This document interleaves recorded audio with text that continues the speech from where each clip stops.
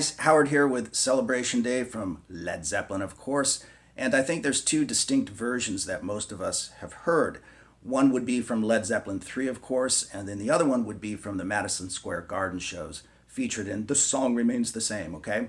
So what I'm going to do with this is a little bit different. The guitar solos are basically identical, okay? But what I'm going to do with this is kind of mosh the two versions together because there's bits and pieces of each one that I really like, okay? So for instance, on the live version, you'll see Page play a full G dominant 7th chord across the first 4 strings, which you can see up on the screen. And then he takes that chord and moves it up in half steps, doing those crashes with Bonham. And he's just whacking away in the right hand.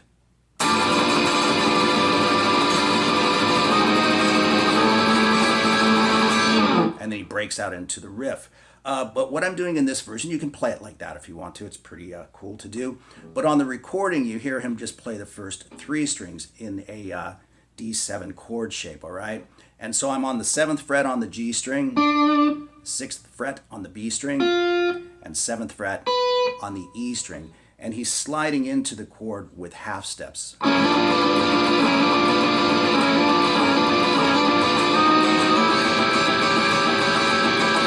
Which sounds pretty cool. I'll do that real slow so you can see it again, but it's just one singular chord shape.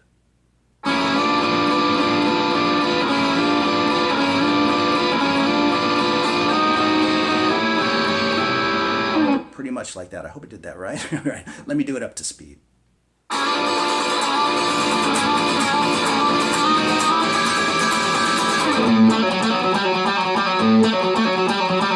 And then he's into the riff, right? So the whole idea behind this is just to keep a really loose wrist.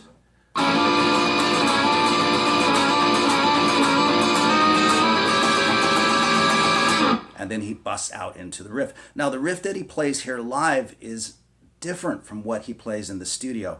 And I'm choosing to do the live one here because I think it sounds pretty cool. Also on the studio, he only plays it twice before he breaks out into the main riff. But live, he plays it 4 times. So the riff is, of course, this.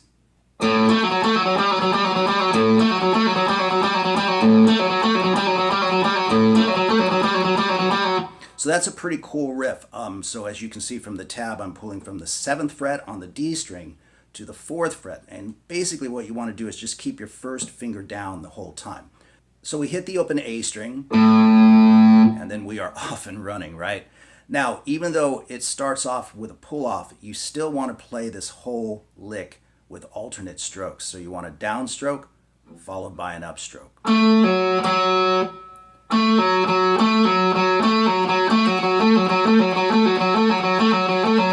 And Jimmy was a real alternate picker with licks like this. So we play that twice. Then we move to 5 and 4 instead of 7 and 4. You play it twice like you did before with that extra pull-off right at the end. And that'll be played with a downstroke. So putting the whole thing together, we have...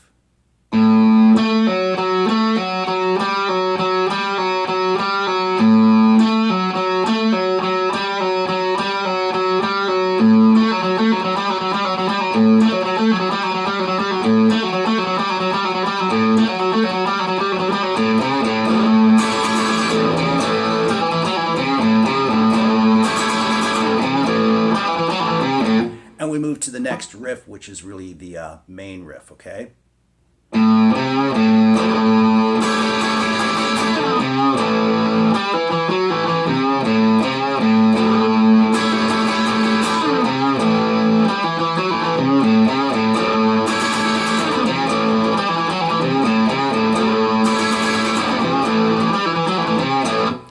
Now, in the live version, he doesn't do that slide up the D string, but again, I'm kind of moshing the two versions together. I really like that part, so I'm including it here. So the riff played slow is like so. Okay, so we've got the open A string, 3rd fret on the A string with a slight little blues bend. Then hit the D string at the 2nd fret with the open A string intact. Hit them both and slide to the 7th fret on that D string. So we have, and then he's forming that dominant 7th chord that I spoke about earlier with all 4 strings. So I'm on the 7th fret on the D string, 9th on the G, 8 on the B string, and 9 on the E string. And again, just keep a really loose wrist. Down, up, down, up, down, up, down.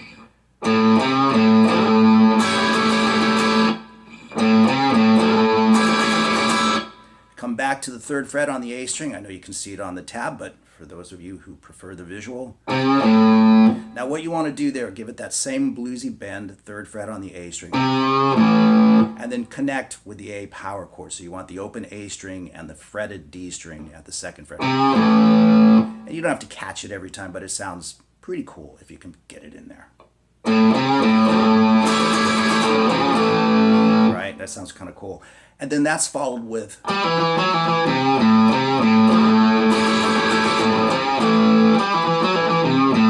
so that is very much like what we played earlier, right?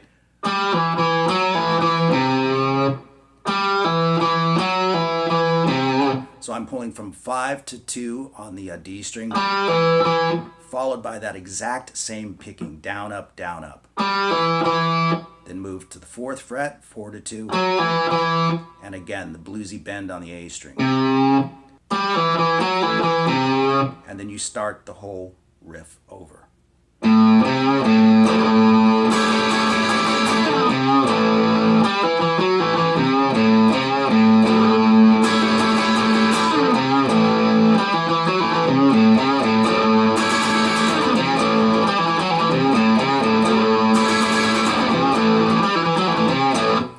Very cool stuff indeed. So that whole intro then into the main riff is played like this.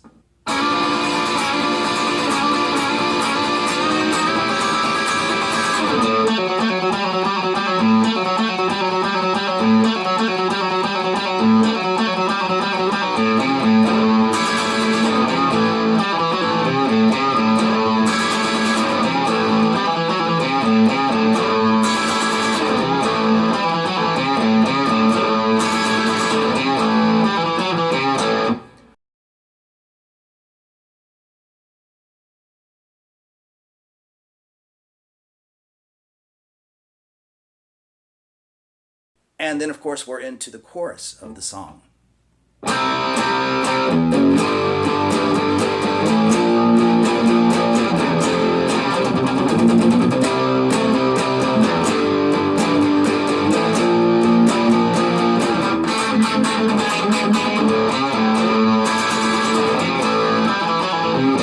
you're back through all of that, okay? Interesting little move in that chorus. I don't know if I actually nailed it, but I'll try to explain it.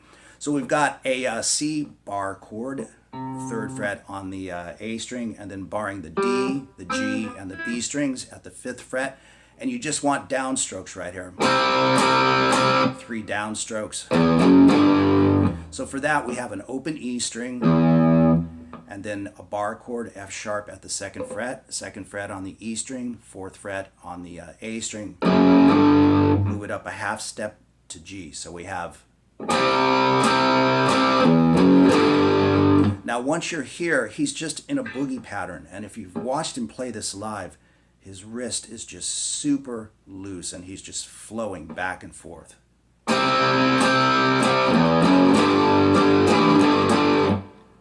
So doing that real slow, we have.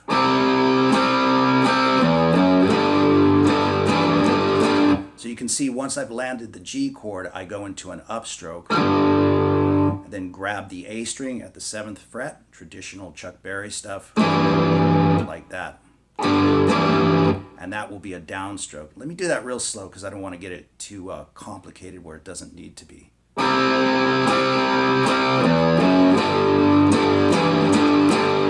So you've got this. So up, down, pinky off, up, down.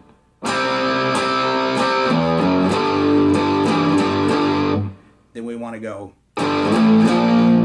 So we're moving from the 3rd fret power chord to A at the 5th fret, and then B flat at the 6th fret, where we continue the boogie pattern.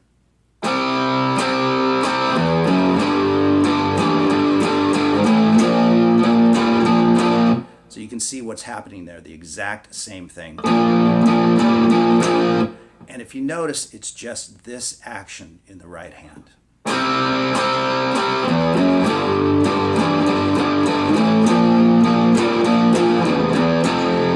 So coming off of that B flat chord, he kind of just drags his hand down here, and you hear that open E string before he lands the F power chord at the very 1st fret. Right? And this is where he makes this really kind of interesting move. He's locking with Bonham here, and you hear it pretty pronounced on the live recording. But visually, if you watch him, it's as if he comes back to a C power chord on the A and the D string, 3rd fret on the A string, 5th fret on the D string, and he's kind of muting, doing this kind of motion right there. And then starting from about B flat again, he sort of just like that slides into the chord, okay? So the best thing to do is just sort of explain that, as I just did, and then just play it real slow so you can kind of hear it. It's an interesting little pocket that he locks into Bonham with.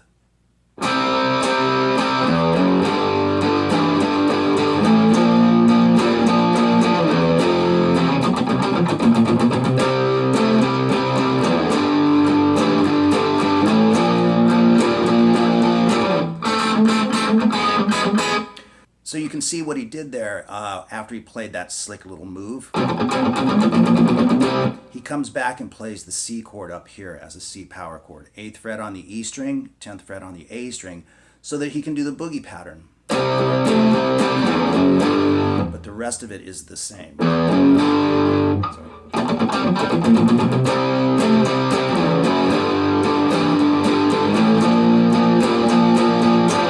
Right? And he ends with the B flat boogie there, and this is what he plays on the live version.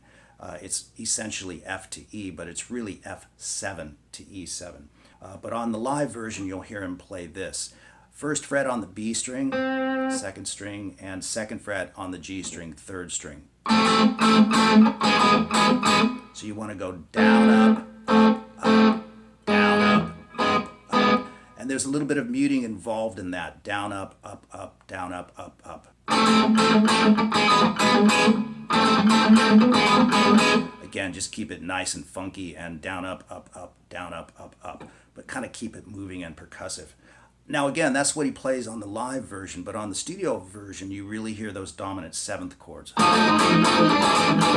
which I think sounds really cool, okay? So how I'm playing that is 3rd fret on the D string, 2nd fret on the G string, and then 4th fret on the B string. You can play it like that if you want to. I just kind of grab it like that. It's the same rhythm in the right hand, and again, you move the chord down in a half step. That's it, right? So putting that all together, we have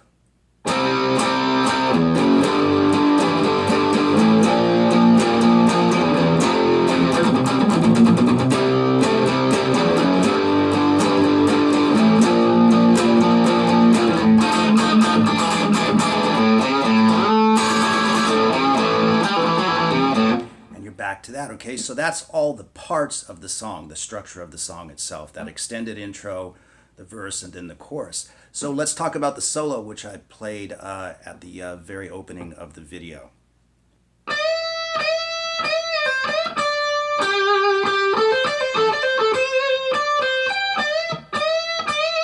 And then he basically plays that an octave lower with some embellishments, okay?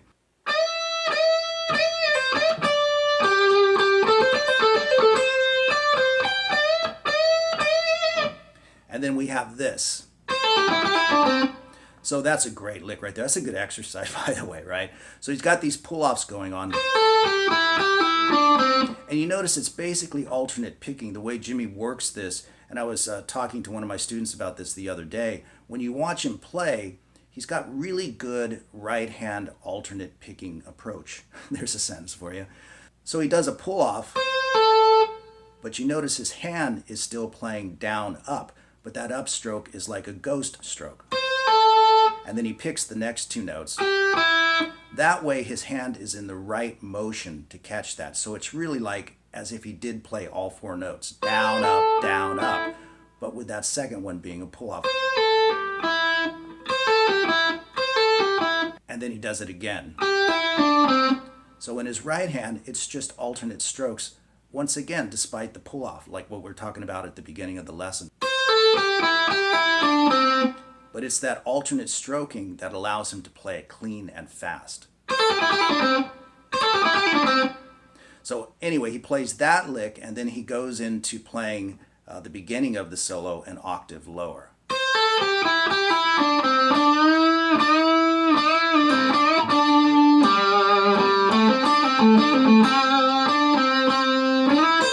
Okay, so let's go over all of that. I'm on the G string on the 7th fret, 3 consecutive bends again, releasing the third one, and this time pulling off to the 5th fret.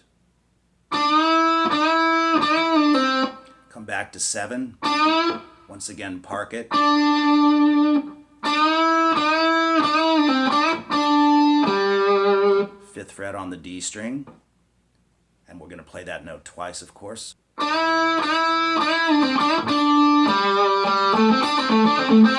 So it's the equivalent of what he played up here. It can be a little bit stickier here because you gotta roll your finger down a little bit to catch that G string.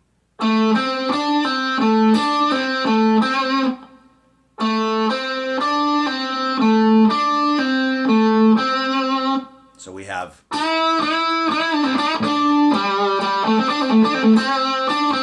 So what I played at the tail end of that was 7 on the G string and 2 5s. Then using your second finger, slide from the 7th fret to the 9th fret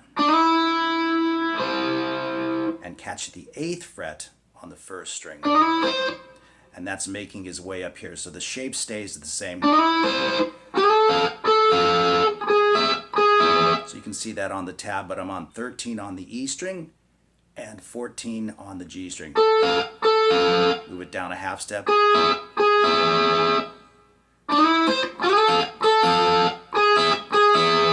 So the whole solo, nice and slow, is.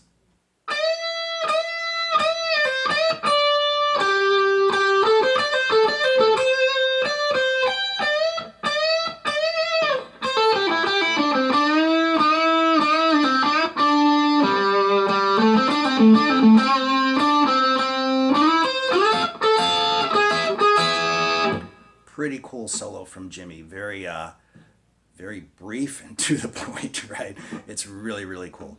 So there you go with Celebration Day from Led Zeppelin, kind of a slight mosh-up of both the live version and the studio version. I hope you enjoyed it. And as always, you guys, all the best to everyone. Thanks for watching the channel. Thanks for subscribing. Thanks for all the wonderful comments that you guys leave. All the best.